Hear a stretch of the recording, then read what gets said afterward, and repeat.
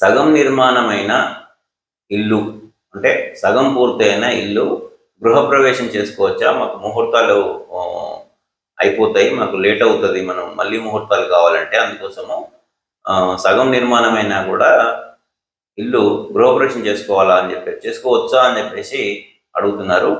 సగం నిర్మాణము అంటే దాని అర్థము ఒక ఇంటికి గృహప్రవేశం చేసుకోవాలి అంటే గోడలు ఉండాలి, బయట డోర్ కంపల్సరీ ఉండాలి. మెయిన్ డోర్ అనేది అది టెంపరీ డోర్ అయినా సరే మెయిన్ డోర్ కంపల్సరీ ఉండాలి. ప్రూఫింగ్ ఉండాలి. మీరు ప్లాస్టరింగ్ చేయకపోవచ్చు, లేదా ఫ్లోరింగ్ చేయకపోవచ్చు, లేదా కరెంట్ కనెక్షన్ కూడా తీసుకోకపోవచ్చు, కానీ ఇవి ఖచ్చితంగా ఉండాలి.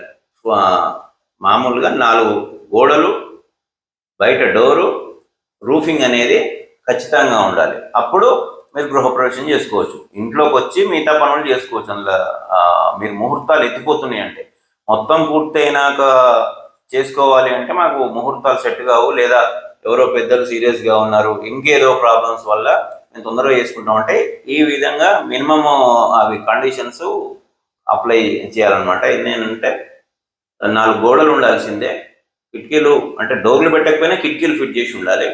బయట డోరు అంటే ఈ హాల్ లేదా ఇప్పుడు మీ ఇంటికి మెయిన్ డోర్ని టెంపరీ డోర్ అయినా ఫిట్ చేస్తారు. మనం టేకుతోటి పెద్దగా చేయించుకునేటప్పుడు టెంపరీ డోర్ ఫిట్ చేసి అయినా కూడా చేసుకోవచ్చు. ఇది ఖచ్చితంగా పాటించండి.